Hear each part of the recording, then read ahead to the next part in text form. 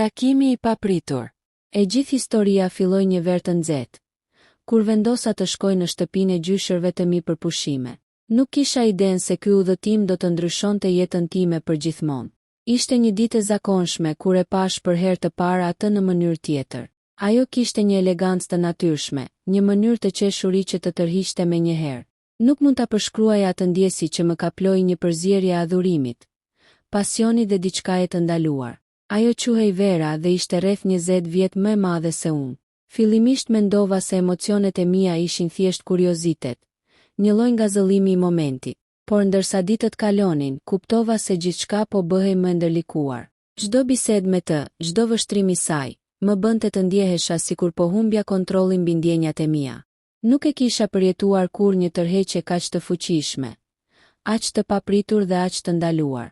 Fillimisht e fsheha atë ndjenjë, duke justifikuar me faktin se ajo ishte një grua e matur, e mençur dhe me përvojë. Shumë kush mund të kishte menduar se diferenca e moshës do ta bënte atë të ftohtë ose indiferente ndaj meje. Por çdo gjest i saj, çdo buzëqeshje, më tregonte se ndjenja nuk ishte njëra drejt njëra. Ajo ishte afërt, e ngrohtë dhe dukej sikur ndjente të njëjtën magji që po më mbushte mua. Në atë kohë, unë nuk dija asgjë për lidhjet e saj familjare. Ishte e thjesht për mua të shihja vetëm femrën e jashtëzakonshme që po më mbushte mendjen dhe zemrën. Çdo ditë me të ishte si një aventurë e fshehtë. Takimet e vogla, biseda që fillonin si qesharake dhe përfundonin me sinqeritet të papritur. Çdo gjë më bënte të ndjeja një emocion të papërshkrueshëm. Por, si shpesh ndodh në histori të tilla, fati kishte vendosur një surprizë të madhe për mua.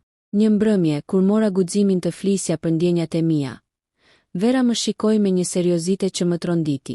Ishte një heshtje që më dukej e përjetshme, derisa ajo foli dhe tha diçka që ndryshoi gjithçka. Ti nuk e di gjithë të vërtetën. Për një moment, mendja ime u mbush me pyetje të pafundme. Çfarë mund të ishte më e rëndësishme se sa ndjenjat tona? Pse ndjenja që më dukej kaq e natyrshme dhe e bukur, papritmas mori një dimension tjetër. Ndërsa ajo heshti, një ndjenjë frike dhe tronditje më pushtoi. Diçka që nuk e kisha imagjinuar kur po më afrohej, dhe unë nuk dija si të reagoj. Dita tjetër ishte e mbushur me tension. Ndjenja që kisha për Veran po përzihej me ndjenjat të tjera. Përgjegjësinë, turpin dhe frikën nga e panjohura. Nuk mund ta shpjegoja pse kisha humbur veten në këtë histori. Pse zemra ime po rrihte kaq shpejt për një grua që ishte në thelb e ndaluar për mua. Ndërkohë që mundoja të kuptoja ndjenjat e mia, u përballa me një të vërtetë që më la pa fjalë. Vera ishte më shumë se thjesht një grua e bukur dhe e pjekur. Ajo ishte një pjesë e familjes sime që kur nuk e kisha pritur. Në pjesën e dytë do të zbulojmë identitetin e vërtet të Verës dhe pasojat e dhimbshme që kjo zbulim solli, duke thelluar dramën dhe dilemat morale të protagonistit. Zbulimi tronditës. Ditët pas asaj mbrëmjeje ishin të mbushura me ankth dhe konfuzion. Mendja ime kthehej tek fjalët e Verës. Ti nuk e di gjithë të vërtetën. Çdo gjest i saj, çdo buzëqeshje që më dukej kaq e dashur, tani kishte një nuancë të re, një mister që nuk e kuptoja.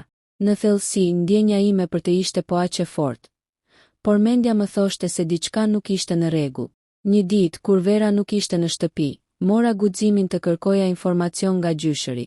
Fillimisht pyetja ime ishte e rastësishme, por përgjigja që mora më shokoi. Vera, ajo është motra e nënës tënde. Fillimisht nuk e kuptova.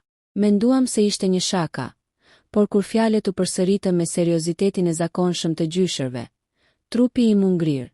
Zemra ime rrihte me frikë dhe tronditje. Për një moment, mendja ime nuk donte të pranonte realitetin. Çfarë kishte ndodhur? Si mund të kisha ndjer kaq shumë për dikë që ishte pjesë e familjes time? Çdo kujtim, çdo moment i kaluar me të tani merrte një tjetër kuptim, një kuptim të ndaluar. E gjithë lumturia që kisha ndjer u shndërrua në konfuzion, turp dhe frikë. Kur Vera u kthye, ndjeva një kontradikt të fortë brenda meje.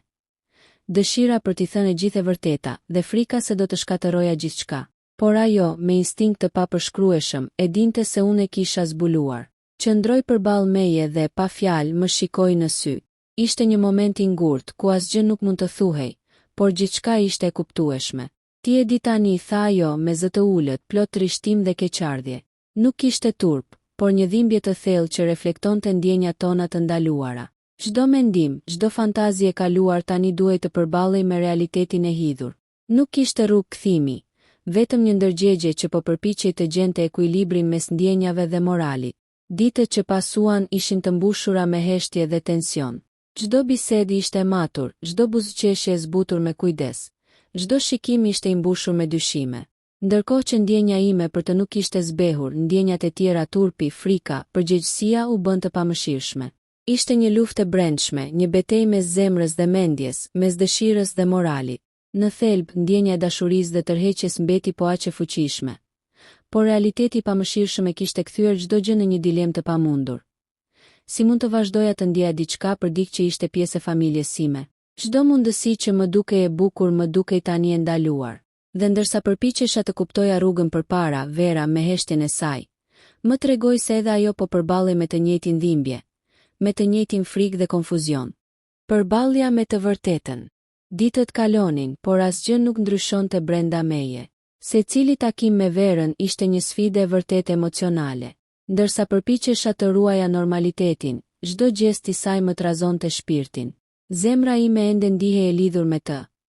Por mendja më paralajmëronte se gjithçka ishte ndaluar. Ishte një betejë midis dëshirës dhe realitetit. Dhe unë nuk dija si të dilja fitimtar. Një pasdite, u ulëm në verandën e shtëpisë së gjyshërve. Vera më shikoi gjatë, me një përzierje trishtimi dhe vendosmërie në sy.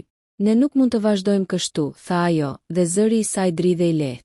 Çfarë do të bëjmë me ndjenjat tona, kur e gjithë kjo është ndaluar? Pyetja e saj më goditi fort.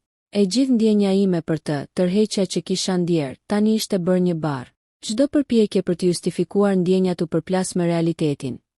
Ajo ishte pjesë e familjes sime, e një historie që nuk mund të thyhej. Por ndërkohë që e kuptoja këtë, zemra ime nuk donte të dëgjonte arsye. Ishte një ndarje midis ndjenjes dhe logjikës që më dukej e pamundur. Më pas, një ide e tmerrshme kaloi në mendjen time. Çfarë do të ndodhte nëse dikush tjetër e zbulonte lidhjen tonë? Çfarë do të thoshte familja? Çfarë do të ndodhte me reputacionin dhe marrëdhëniet e të gjithëve? Frika më mbërtheu dhe e kuptova se ndjenja e bukur dhe e fuqishme që kisha ndjer ishte gjithashtu e rrezikshme. Vera dhe unë folëm gjatë, me sinqeritet dhe dhimbje. Nuk kishte akuzë, nuk kishte mlef. Vetëm një kuptim i thellë i realitetit që nuk mund të ndryshohej. Vendimi ishte i dhimbshëm, por i nevojshëm. Duhet të distancohemi, të ruajmë respektin për familjen dhe për jetën tonë. Ishte një ndarje e dhimbshme midis zemrës dhe moralit. Një ndarje që të dy e dinim se ishte e pashmangshme. Në ato momente, kuptova se dashuria nuk është gjithmonë e mjaftueshme. Ndonjëherë, ajo duhet të sakrifikohet për të ruajtur çka është e shenjtë dhe rëndësishme. Vera dhe unë ndam një përqafim të heshtur, një lam të mirë që nuk ishte fjalë. Zemrat tona ishin të lidhura nga kujtimet dhe ndjenja e paharrueshme. Por jeta na thërriste të ecim përpara. Pas kësaj përvoje, unë kuptova një gjë të rëndësishme. Ndjenja më e fortë dhe më e papërballueshme mund të jetë ajo që na mëson të jemi më të fortë dhe të mençur. Vera mbeti një kujtim i dashurisë së ndaluar, një histori që do ta mbaja gjithmonë brenda meje, por një histori që kur nuk mund të vazhdonte.